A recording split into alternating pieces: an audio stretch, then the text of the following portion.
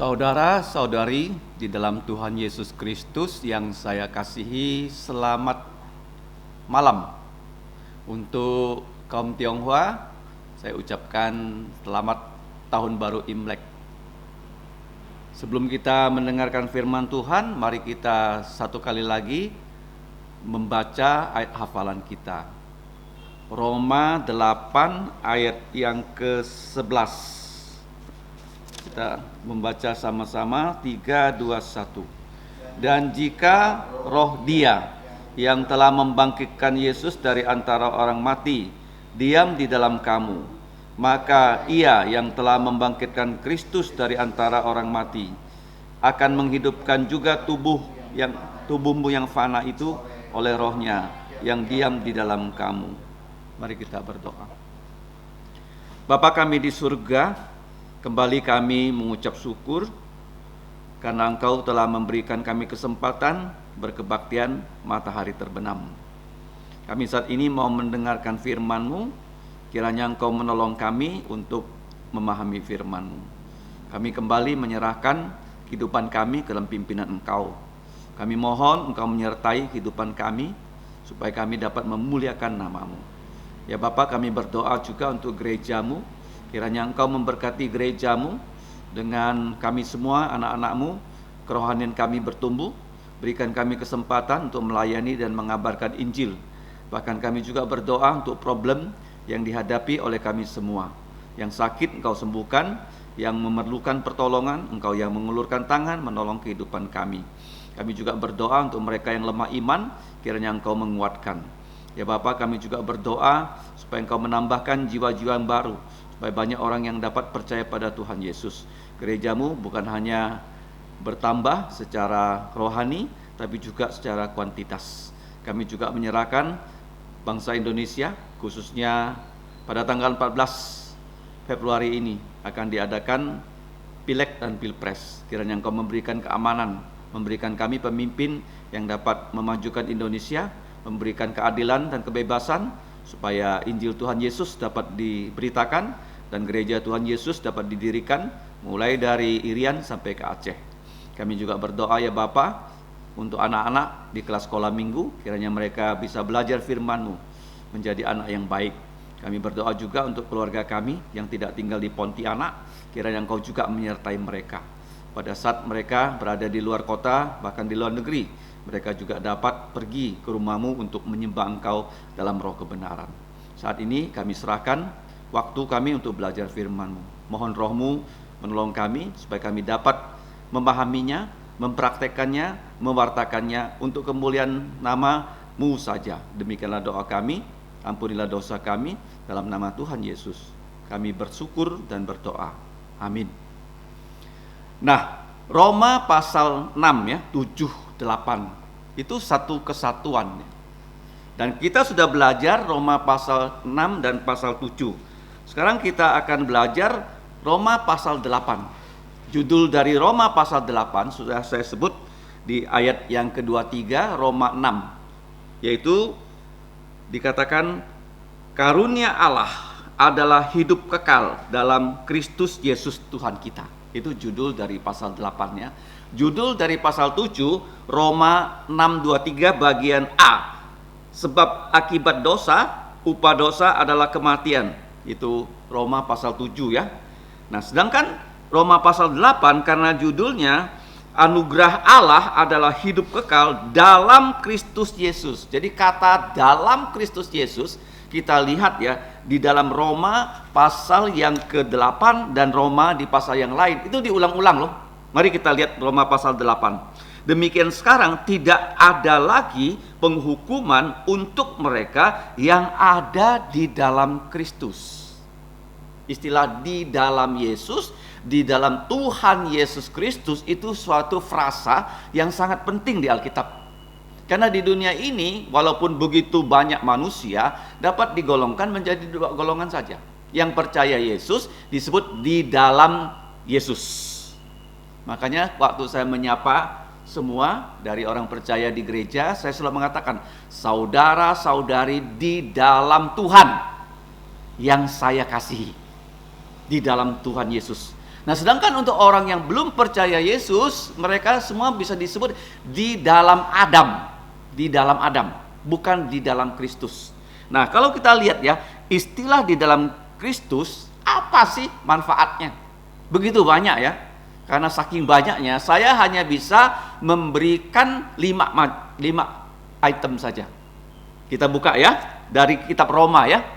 Nah, Roma pasal yang ketiga, mari kita lihat. Istilah di dalam Kristus, ya, tolong diingat baik-baik. Itu istilah yang penting.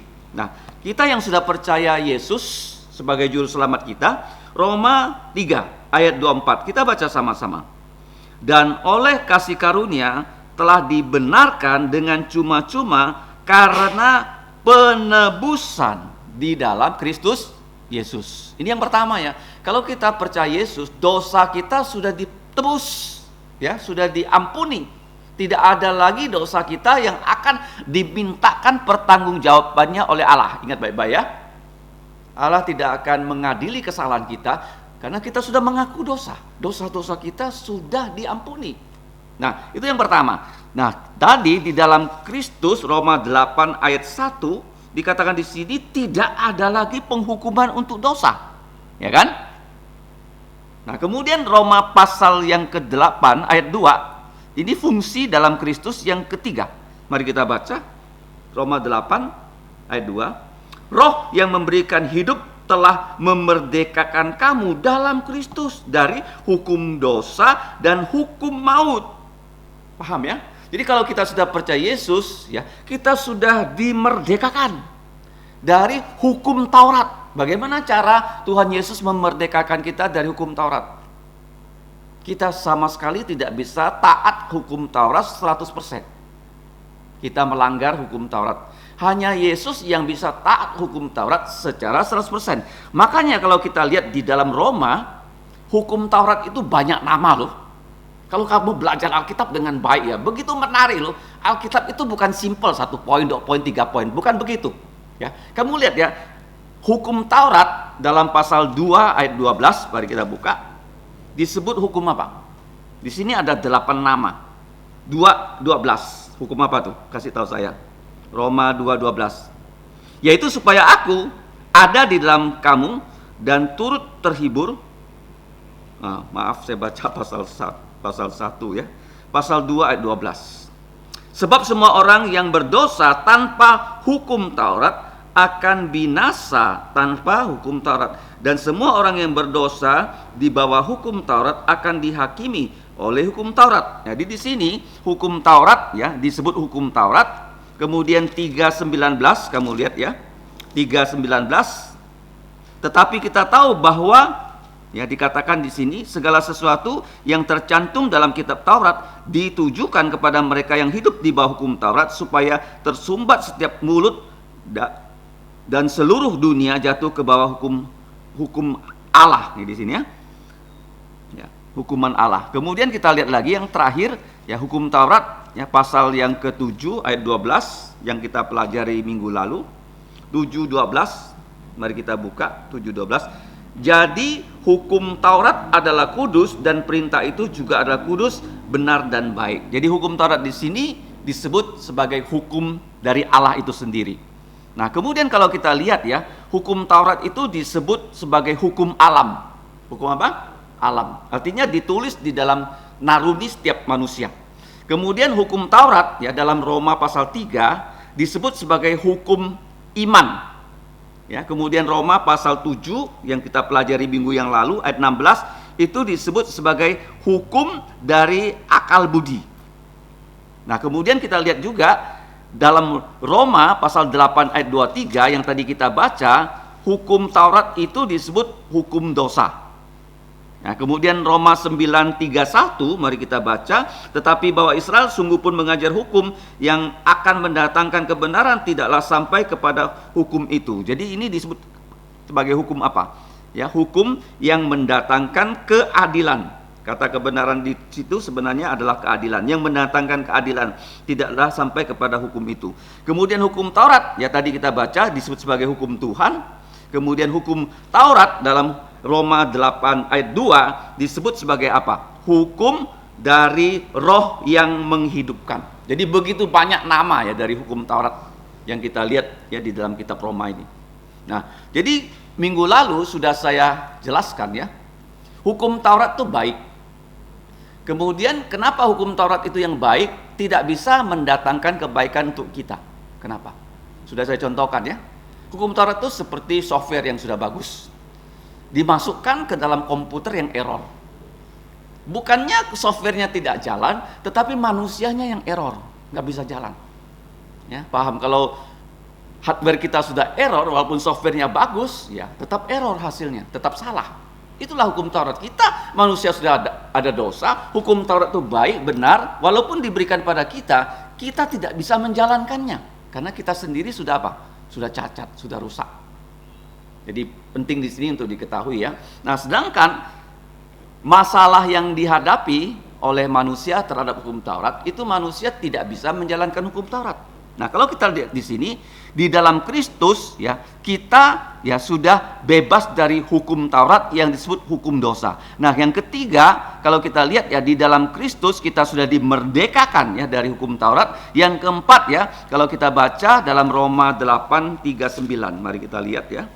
Apa gunanya kita di dalam Kristus Yesus?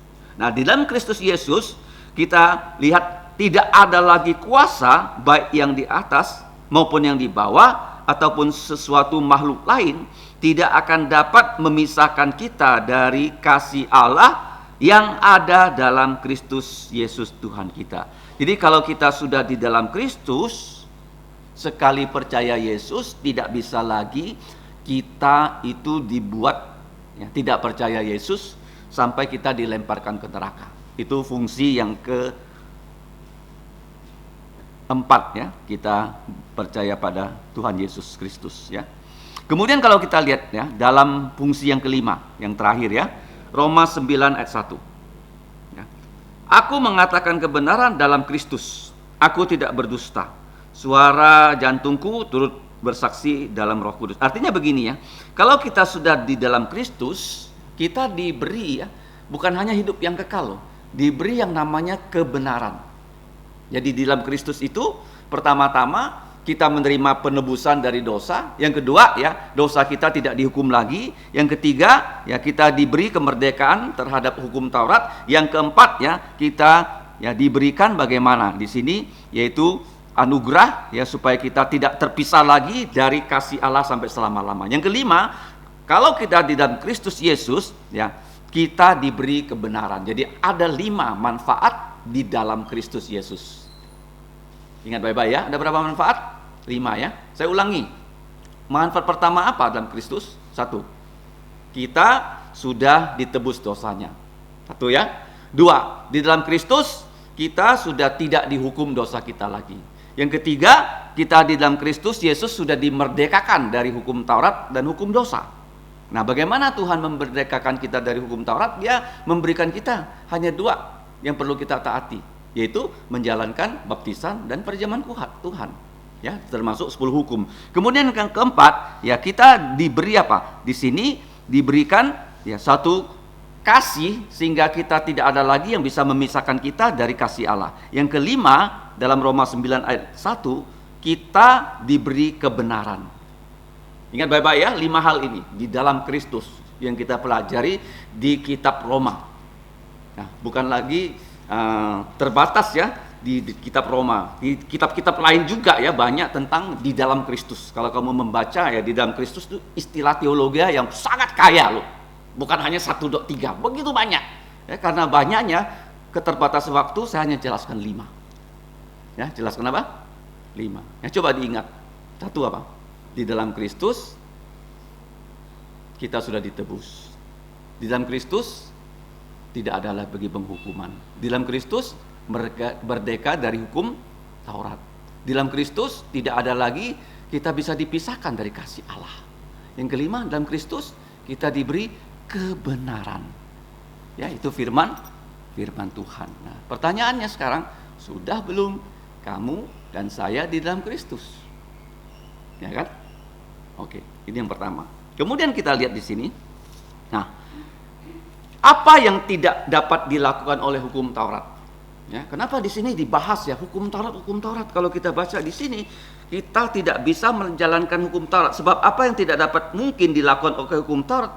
Karena tak berdaya oleh daging telah dilakukan di sini. Allah mengutus putranya, ya, yang menurut daging lahir sebagai manusia sejati, tidak, ya, kita lihat ya, dagingnya ya tidak berdosa, tapi dia menjatuhkan hukuman dosa di dalam dagingnya Tuhan Yesus Kristus, supaya tuntutan hukum Taurat digenapi di dalam kita yang tidak hidup menurut daging tetapi menurut roh. Ini penting sekali ya. Hukum Taurat itu saya sudah jelaskan punya dua guna. Satu, untuk orang tidak percaya dia seperti pedang yang membunuh, ya kan? Karena manusia diberi hukum Taurat, tidak bisa jalankan. Akhirnya manusia binasa. Dengan hukum Taurat orang kenal dosa itu dosa apa. Ya, sebelum hukum Taurat diberi, manusia tidak tahu dosa apa itu dosa. Ya, seperti hukum Taurat, orang menyembah berhala sebelum hukum Taurat diberikan, dia nggak tahu ya hukum mana yang dilanggar. Tapi dengan 10 hukum diberikan, orang menyembah berhala sudah tahu hukum berapa yang dilanggar. Orang membunuh hukum keberapa, orang berzina hukum keberapa, sudah jelas ya spesifikasinya. Itu guna hukum Taurat, seperti pedang. Nah, tetapi untuk orang percaya gunanya hukum Taurat seperti tongkat. Masih ingat? Seperti pelita, ya, seperti senter, ya, tongkat menuntun kita kepada Yesus, seperti guru les yang menuntun kita supaya kita tahu, oh, hukum Taurat ini tidak bisa saya jalankan, tetapi hukum Taurat ini menuntun saya melihat Injil, Matius, Markus, Lukas, Yohanes. Di situ saya melihat ada satu pribadi, yaitu Yesus, yang menjalankan hukum Taurat 100%. Paham ya? Dari kalangan gereja seringkali orang ditanya, bagaimana Tuhan Yesus menyelamatkan kamu? Oh, dia mati untuk dosa saya disalib. Itu betul, 50%. 50% yang tidak disebut apa? Yesus hidup mentaati hukum Taurat. Galatia 4:4 dengan sempurna. Dengan apa? Sempurna. Waktu dia lahir, disunat pada hari ke-8. Kenapa hari ke-8? Kenapa tidak seperti orang Arab umur belasan tahun? Kenapa tidak seperti Abraham 99 tahun? Kenapa hari ke-8? Tidak ada yang tahu. Sampai satu hari di Inggris ada dokter, dia memeriksa darah bayi, ditemukan ya darah bayi pada usia 8 hari itu bisa membeku seperti darah orang dewasa. Maka disunat pada hari ke-8, aman. Paham? Jadi Yesus memenuhi hukum Taurat. Jadi waktu Yesus menyembuhkan orang kusta, dia menyuruh orang kusta itu pergi ke Yerusalem, melapor kepada imam supaya diperiksa. Dan imam membuktikan bahwa kusta itu sudah disembuhkan Tuhan, maka imam menyatakan orang kusta sudah sembuh. Dia memenuhi hukum Taurat. Waktu Yesus disalib, masih ingat gak? Dia menyerahkan ibu kandungnya, Maria, untuk dijaga oleh Yohanes. Ya, bukan kepada adik-adik tirinya. Karena adik-adik tirinya itu belum percaya Yesus, tidak bisa menerima tanggung jawab rohani. Jadi Yesus memenuhi hukum Taurat 100%. Kenapa? Mewakili kamu dan saya. Ingat ya. Nah, sekarang kita lihat ya. Dalam Roma pasal 8 ya, dan pasal-pasal lain sangat menarik. Apa saja yang tidak bisa dilakukan hukum Taurat ya manusia. Yang di ayat 8 ya. Pasal 8 ayat 2, hukum Taurat tidak bisa memerdekakan kita dari dosa. Ya. Kemudian yang kedua, hukum Taurat tidak bisa membebaskan kita dari kutukan. Ya. Kemudian pasal 3 ayat 24 kita sudah baca, hukum Taurat tidak bisa menebus kita dari dosa. Ya. Kemudian yang keempat, hukum Taurat itu ya tidak bisa memberikan kita warisan, 4:14. Kemudian hukum Taurat dalam pasal 8 ayat 4, mari kita baca ya. Supaya tuntunan hukum Taurat digenapi di dalam kita yang tidak hidup menurut daging tetapi menurut roh. Artinya di sini ya, walaupun hukum Taurat itu diberikan pada kita, kita tidak bisa melakukannya dengan adil ya 100%. Kemudian yang keenam, kalau kita lihat ya, Roma 7 ayat 7, jika demikian apakah yang hendak kita katakan, apakah hukum Taurat itu dosa? Sekali-kali tidak. Sebaliknya, justru oleh hukum Taurat aku telah mengenal dosa, karena aku juga tidak tahu apa itu keinginan. Kalau hukum Taurat tidak mengatakannya, jangan mengingini. Hukum yang ke-10, jangan tamak. Ya, jadi hukum Taurat diberikan pada kita Hukum Taurat tidak bisa membuat manusia tidak mengingini. Itu dilematisnya. Paham ya? Jadi kemudian kita lihat ya, yang berikutnya, hukum Taurat itu tidak bisa menjaga kita dari dosa. Ya, orang Israel itu berpendapat ya, kalau mereka menjalankan hukum Taurat, mereka bisa masuk surga. Itu salah. Ya, tidak ada orang yang bisa menjalankan hukum Taurat sehingga dia diterima di sorga. Kenapa? Karena tubuh kita sudah rusak. Ya, tadi saya sudah katakan kita seperti HP yang rusak. Sehingga walaupun programnya bagus dimasukkan, keluarnya error karena HP kita rusak. Ya, minggu lalu sudah saya contohkan ya, yaitu komputernya Ezra. Ya, begitu dihidupkan, dia tidak masuk ke window. Kenapa nggak masuk? Ya, bukan karena programnya salah. Begitu saya bawa ke toko komputer, ternyata diperiksa, dikatakan apa? Hard disknya rusak. Ya, begitu hard disknya diganti yang baru, hardware-nya sudah bagus, programnya bagus, udah jalan kembali. Ya, kita juga sama ya, hukum Tauratnya baik. Kita apa? Rusak total. Sehingga hukum Taurat itu dimasukkan dalam diri kita, nggak bisa beroperasi. Ya, membuat kita apa? Bisa menjalankan hukum itu dengan sempurna. Jadi ini ironi ya yang kita lihat. Nah, sekarang kita lihat ya bahwa kita di sini menghadapi problem tidak bisa menjalankan hukum Taurat. Padahal untuk diselamatkan hukum Taurat perlu dijalankan. Makanya bagaimana caranya? Di sini dikatakan bahwa Allah Bapa mengutus Allah Putra supaya menjelma menjadi manusia yang sejati. Ini yang penting ya kita lihat ya. Yesus dia adalah Allah 100%, kemudian dia lahir sebagai manusia. Kemudian dia menjalankan hukum Taurat dan dia punya daging seperti kita, cuma bedanya Yesus punya tubuh tidak ada dosa. Yang pertama, kenapa tidak ada dosa? Karena dia seperti Alkitab. Ya. Roh Kudus menggunakan manusia berdosa untuk menulis firman-Nya dalam bahasa asli, bahasa Ibrani, Aramik, Yunani, tidak ada salahnya.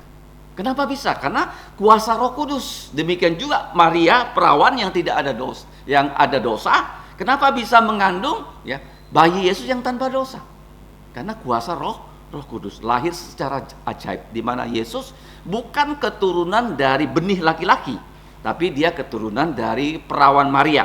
Nah, itu yang kita perlu ingat ya. Kenapa Yesus bisa lahir tanpa dosa? Jadi dia tidak seperti kita semua manusia. Dia satu-satunya manusia yang lahir tanpa dosa. Nah, kemudian yang kedua, Yesus kita lihat dalam hidupnya, dia dicobai iblis. Bukan hanya sekali loh, tapi berkali-kali dicobai iblis. Ya, waktu dia mulai melayani, dia dicobai. Waktu dia di atas salib, dia dicobai. Kalau kamu putra Allah, turun dari salib. Kalau kamu bisa turun, kami percaya kepada engkau. Dicobai. Tapi dia tidak mendengarkan godaan-godaan iblis. Jadi dia lulus 100% dan itu sebagai bukti dia tidak ada dosa. Nah, karena dia tidak ada dosa, maka dia bisa menanggung dosa kita di atas kayu salib. Karena dosa yang membuat kita mati. Yesus tidak ada dosa. Kenapa dia mati? Dia mati karena dosa kamu dan saya. Yang kita lihat ya. Yang berikutnya, Yesus kenapa dia mati? Karena dia rela mati. Manusia tidak ada yang rela mati. Kalau kita sakit, kita berobat. Yang ketiga, Yesus mati, dia menelan maut, dan kita mati, kita ditelan maut.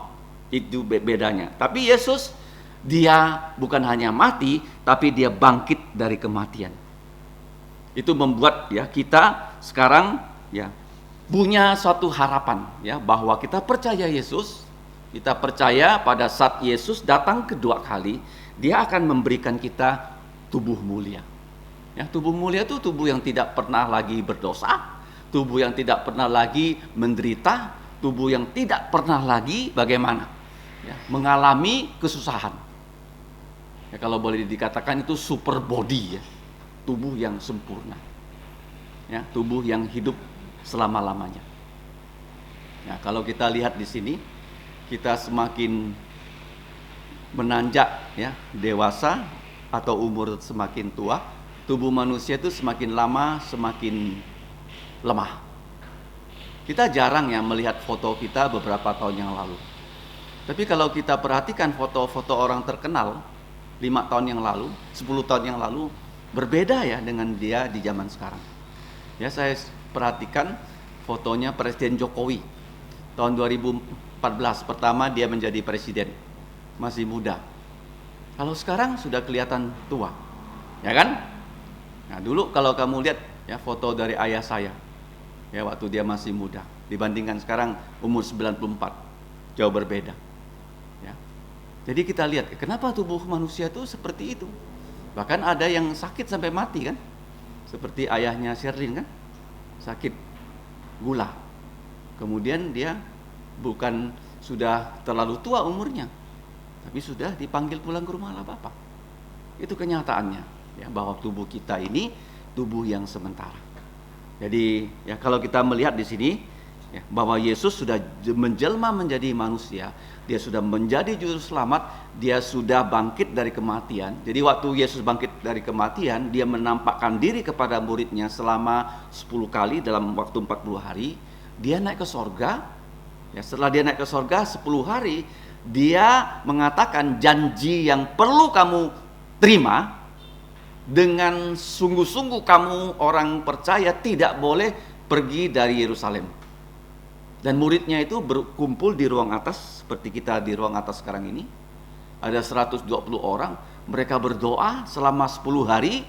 Kemudian pada hari ke-50 setelah Paskah disebut hari Pentakosta. Ya, maka Roh Kudus dikirim oleh Allah Bapa melalui Tuhan Yesus. Nah, inilah pasal yang ke-8 yang kita pelajari. Anak-anak Allah hidup ya oleh Roh Kudus di dalam Kristus. Ini judulnya dari ayat 1 sampai ayat 17. Kalau kamu dan saya sudah percaya pada Yesus, kamu dan saya adalah anak-anak Allah, dan kamu dan saya hidup oleh kuasa Roh Kudus loh di dalam Yesus. Ini penting sekali ya. Mari kita lihat ya. Ada hal-hal yang dapat kita lihat ya, dari pasal 8 ayat 5, 6, 7, 8, 9, 10, 12, 13. Mari kita lihat ya. Tadi kita sudah sampai ya pada ayat keempat. Sekarang kita coba baca ayat kelima. Ayat kelima ini mengatakan, sebab mereka yang hidup menurut daging memikirkan hal-hal yang dari daging, mereka yang hidup menurut roh memikirkan hal-hal yang dari roh. Artinya begini, kalau kita sudah percaya Yesus, kita memikirkan hal-hal dari roh. Kalau tidak percaya Yesus, pasti tidak bisa memikirkan hal-hal dari roh, memikirkan hal-hal dari daging. Ini ada kontrasnya. Yang kedua, kalau kita lihat ya, kita kenapa bisa berpikiran rohani? Karena jiwa kita jiwa Roh Kudus. Kalau orang yang tidak punya Yesus, mereka tidak punya Roh Kudus, mereka berjiwa kedagingan. Ingat baik-baik ya. Kemudian yang ketiga, apa gunanya ya kita sudah percaya Yesus, kita diberi Roh Kudus yang di ayat 6. Mari kita baca ayat 6. Ayat 6 di situ dikatakan karena keinginan daging adalah maut, tetapi keinginan roh adalah hidup dan damai. Jadi di sini ya, orang yang tidak punya Tuhan Yesus, dia rohaninya mati. Kemudian orang yang punya Tuhan Yesus, rohaninya hidup. Ya, itu perbedaannya. Kemudian yang keempat ya, di ayat 7. Ya, di ayat 7 mari kita baca, sebab keinginan daging adalah perseteruan terhadap Allah. Nah, penting ya. Jadi di dalam roh kita tidak lagi menjadi musuh Allah. Tetapi ya, orang yang tidak percaya Yesus dia tetap menjadi musuh Allah. Ini penting sekali ya, bahwa orang yang tidak percaya kenapa menjadi musuh Allah? Karena mereka berdosa.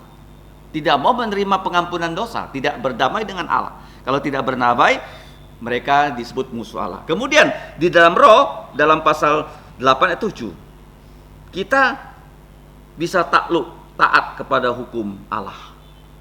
Ya. Kalau tidak percaya, tidak takluk, tidak taat kepada perintah-perintah Allah. Jadi penting di sini ya, tidak dapat taat, tidak dapat tunduk kepada perintah Allah. Jadi dalam pasal 8 ayat 7 ada 3 hal loh. Ya, apa bedanya antara orang yang sudah di dalam roh dan orang yang tidak di dalam roh? Kemudian kita bergerak pasal 8 ayat 8. Mereka yang hidup dalam daging tidak mungkin berkenan kepada Allah. Apa itu maksudnya berkenan pada Allah? Orang yang hidup di dalam roh, orang yang tidak hidup dalam dapat berkenan. Yang tidak hidup dalam roh tidak berkenan pada Allah. Apa artinya berkenan ya? Apa artinya berkenan? Sering kita dengar kan? Pernah nggak melihat orang berbuat sesuatu yang tidak berkenan pada kita? Contohnya, kalau kamu sebagai guru, kamu sedang mengajar, terus anak-anaknya ngomong, tidak berkenan. Artinya apa? Tidak membuat kita senang. Paham ya? Jadi kalau kita di dalam Tuhan Yesus, kita bisa hidup ya menyenangkan Tuhan.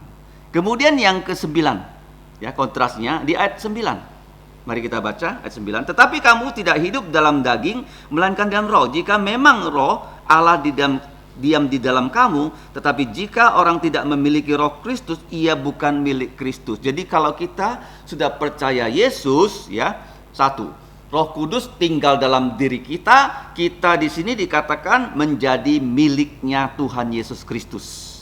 Dan tubuh yang kita punya di dalam diri kita ini, ya, bukan lagi tubuh yang hidup ya diperhamba dosa, tetapi tubuh yang sudah mati terhadap dosa. Ya, saya sudah jelaskan ya bahwa tubuh kita ini sudah mati terhadap dosa. Dalam pasal 7 dikatakan orang Kristen menganggap hukum Taurat itu seperti suami yang sudah mati, sehingga istrinya yang masih hidup itu tidak dianggap berzina kalau menikah lagi. Dan kalau kita ya sudah mati terhadap dosa, apa buktinya? Kita hidup untuk Tuhan. Hidup untuk Tuhan loh. Ya. Kemudian yang berikutnya yang ke-12 di ayat 10. Nah, tetapi jika Kristus ada di dalam kamu, maka tubuh memang mati terhadap dosa, ya. Tubuh mati ya karena dosa, tetapi roh adalah roh yang menghidupkan, ya, adalah roh kehidupan oleh karena kebenaran. Jadi di sini ada 4 hal yang diajarkan, yaitu kalau kita sudah di dalam Kristus, kita hidup di dalam Kristus. Kalau orang belum percaya, dia tidak bisa hidup di dalam Kristus. Kemudian kehidupan orang yang tidak percaya adalah kehidupan yang penuh dosa. Kehidupan orang yang percaya adalah hidup yang benar. Ya, di sini dikatakan hidup dalam kebenaran. Dan kenapa kita bisa hidup benar? Karena Roh Kudus itu diam dalam diri kita. Jadi penting sekali ya kamu dan saya yang sudah percaya Yesus, dalam diri kita ini ada Roh Kudus. Jadi Roh Kudus itu menuntun kita hidup di dalam kebenaran firman Tuhan. Jadi di sini kita sudah belajar 15 hal. Kemudian hal yang ke-16 itu di ayat 12. Mari kita baca. Jadi saudara-saudara, kita adalah orang yang berhutang, tetapi bukan kepada daging supaya hidup menurut daging. Ini maksudnya begini ya. Kalau kita sekarang sudah hidup di dalam Kristus Yesus, kita tidak lagi berhutang pada daging, tetapi ya kita di sini melihat orang yang tidak hidup dalam Kristus, dia berhutang pada daging. Maksudnya apa? Kalau orang tidak percaya pada Yesus, tiap hari itu dia ingin ya memuaskan kedagingannya. Ya, sedangkan kalau kita hidup dalam Kristus, ya tiap hari kita inginnya menyenangkannya Tuhan kita. Ya, itu yang ke-16 kontrasnya. Kemudian yang terakhir ya kontrasnya di ayat 13, mari kita baca. Ayat 13 di situ dikatakan, sebab jika kamu hidup menurut daging, kamu akan mati. Tetapi jika oleh roh kamu mematikan perbuatan tubuhmu, kamu akan hidup. Jadi di sini ya kita melihat satu hal yang penting, bahwa kita di sini ada mendapatkan bantuan ya dari kuasa Roh Kudus. Ya, ayat 14, semua orang yang dipimpin oleh Roh Allah adalah anak Allah. Jadi di sini ya kita lihat ya, kita tidak lagi ya hidup ya di dalam kemampuan diri kita sendiri. Jadi kalau kita sudah percaya Yesus, apa kelebihannya dengan orang yang belum percaya Yesus?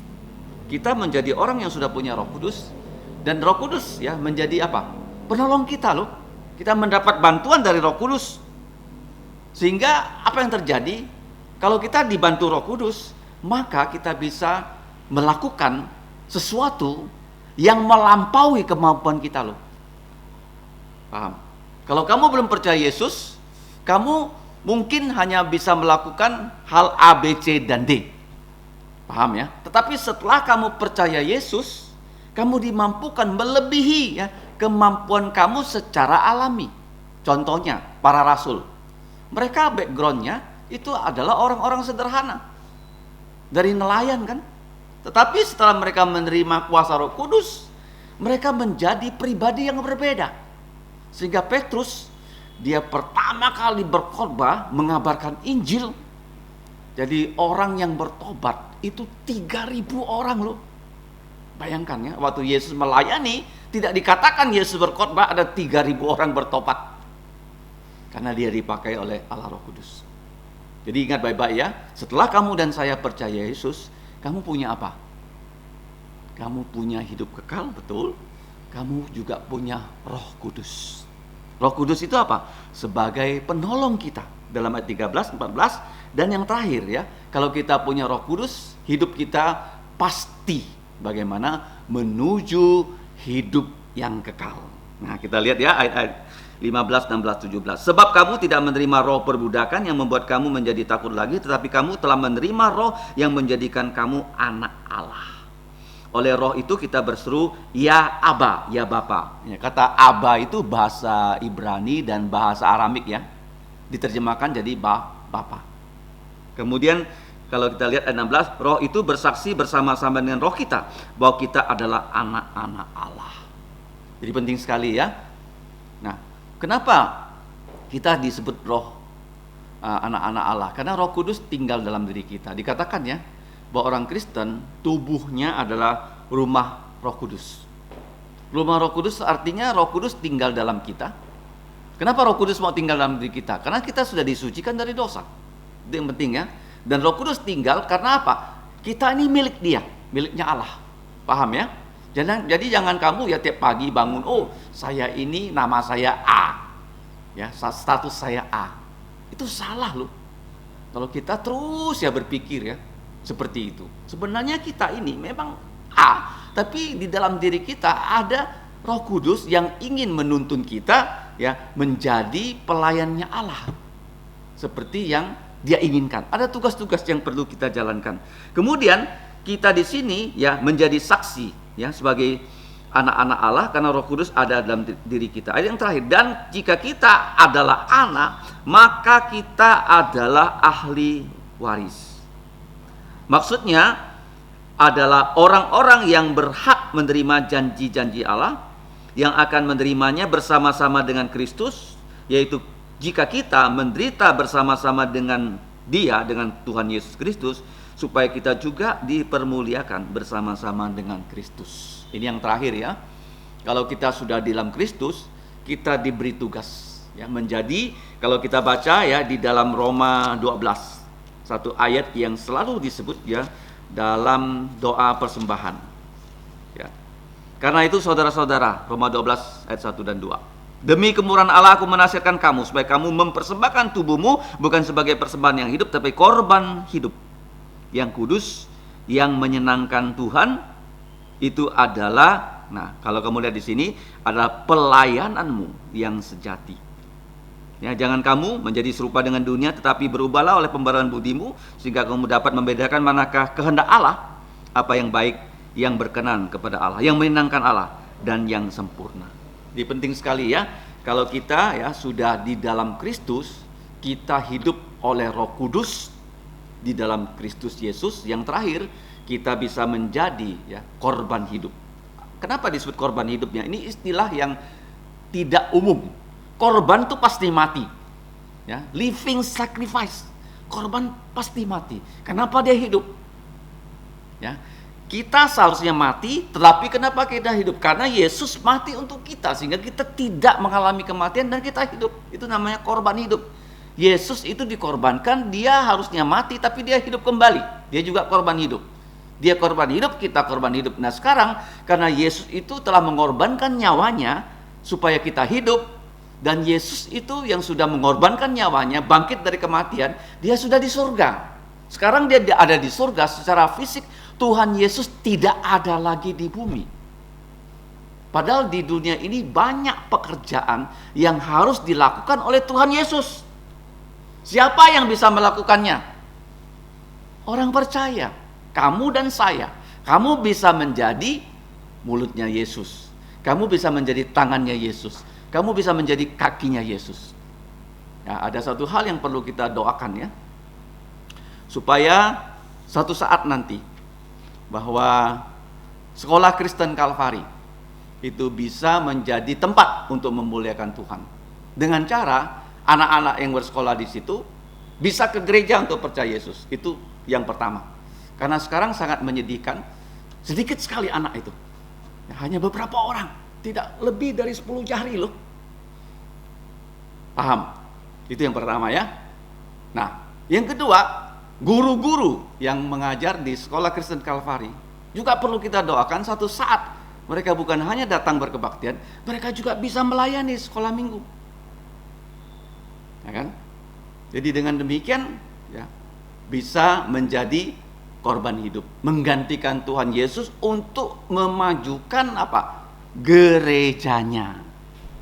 Memajukan apa? Gerejanya. Jadi kita ya, kalau melihat ya Tuhan Yesus di bumi, apa yang kamu lihat? Gereja. Kalau gerejanya suam-suam kuku, siapa yang sedih? Tuhan Yesus. Ya kan? Kalau gerejanya nggak maju, siapa yang sedih? Tuhan Yesus. Ya, karena kita tidak bisa menjadi korban hidup untuk memuliakan Dia. Jadi malam ini kita sudah belajar ya, banyak hal ya. Yang pertama apa? Kita belajar bahwa di dalam Kristus ada gunanya. Yang pertama apa? Di dalam Kristus sudah ada penebusan. Yang kedua, di dalam Kristus dosa tidak dihukum. Yang ketiga, di dalam Kristus bebas dari hukum Taurat. Hanya perlu menjalankan 2 saja dan 10 hukum. 10 hukum dijalankan, yang 2 apa? Baptisan dan perjamuan kudus. Di dalam Kristus tidak ada yang bisa memisahkan kita dari kasih Allah. Pasal 91, di dalam Kristus kita diberi kebenaran. Dan kita sudah belajar juga apa saja yang tidak bisa dilakukan oleh hukum Taurat. Banyak ya. Hukum Taurat tidak bisa membebaskan kita dari dosa. Hukum Taurat tidak bisa membuat kita selamat. Bahkan hukum Taurat ya membuat orang tidak percaya dibinasakan. Nah, sedangkan hukum Taurat fungsinya untuk orang yang percaya sebagai apa? 1, tongkat. Sebagai apa? Terang. Sebagai apa? Guru les yang menuntun ya, sampai anak itu akil balik dan bisa menjadi ahli waris. Ada 3 fungsi. Nah, kemudian kalau kita lihat di sini ya, hukum Taurat tidak bisa dijalankan manusia. Kenapa? Gak bisa. Apakah hukum Taurat ini tidak baik? Enggak, hukum Taurat baik. Kenapa nggak bisa dijalankan? Manusianya error. Manusianya apa? Error. Nanti kalau kita punya tubuh mulia, hukum Taurat tuh nggak masalah, 100% bisa kita jalankan. Ngerti? Kita error. Nah, dengan demikian bagaimana cara Allah menyelamatkan kita? Dia mengirim Yesus. Yesus bukan hanya mati untuk dosa kita, tapi Dia hidup menurut hukum Taurat 100%. Sebagai bukti dia tidak ada dosa, dia menanggung dosa. Sehingga siapa yang percaya Yesus, bukan hanya Yesus mati, tapi Dia berikan kita nanti tubuh mulia. Tubuh mulia yang bisa 100% menjalankan hukum Taurat tanpa cacat, tanpa celah. Nanti ya, waktu Yesus datang kedua kali, Dia dirikan kerajaan 1000 tahun. Kita punya tubuh mulia, hukum Taurat. Bagaimana? Bisa dijalankan? 100%. Ya, kita tidak lagi punya tubuh yang error. Penting ya? Ini ilustrasi yang bagus ya. Waktu saya berbagi komputernya Esra. Ya, tidak ada ilustrasi yang lebih bagus daripada itu. Kemudian hidup dalam roh.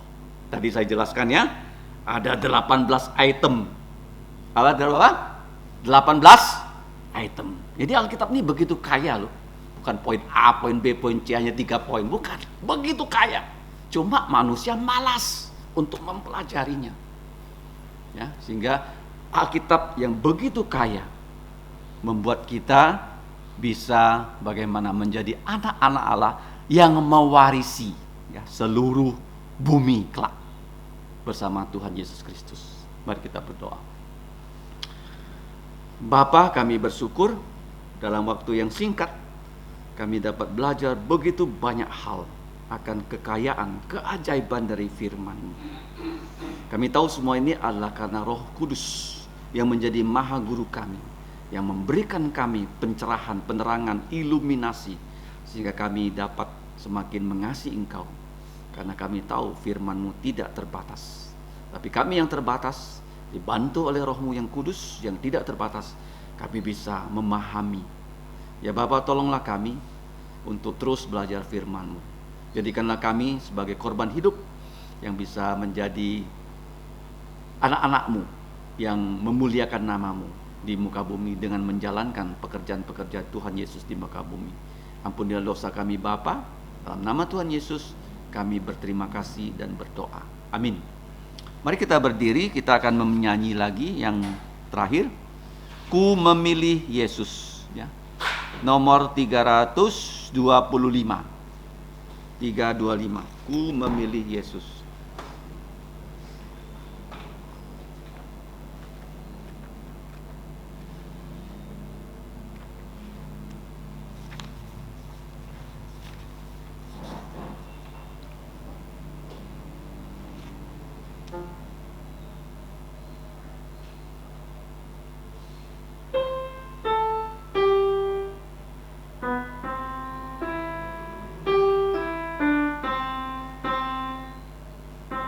Ku memilih Yesus, bukan harta, dan Dia milikku melebihi semua. Ku memilih Yesus, bukan ladang, biar tangannya yang menuntunku. Ku tak mau jadi raja penguasa yang dibelenggu dosa. Ku memilih Yesus, lebih indah dari semuanya. Ku memilih Yesus, lebih mulia, setia padanya, dan puaskan jantungnya. Ku memilih Yesus, lebih indah, dan muliakannya penuh setia. Ku tak mau jadi raja penguasa, tapi dibelenggu dosa. Ku memilih Yesus, lebih indah dari semuanya. Tuhan lebih indah, lebih manis dari bunga bakung ataupun madu. Jiwa dahagaku hampiri Dia, denungkannya sungguh indahlah. Ku mau jadi raja penguasa, namun dibelenggu dosa. Ku memilih Yesus, lebih indah dari semuanya. Mari kita menerima berkat dari Tuhan. Kiranya kasih karunia dari Tuhan kita Yesus Kristus dan kasih dari Allah Bapa, bahkan persekutuan di dalam Roh Kudus menyertai kita semua dari sekarang sampai selama-lamanya untuk memuliakan Allah kita Tritunggal. Amin. Amin. Amin. Amin. Amin. Silakan duduk, doa teduh. Tuhanmu memberkatimu dan melindungimu.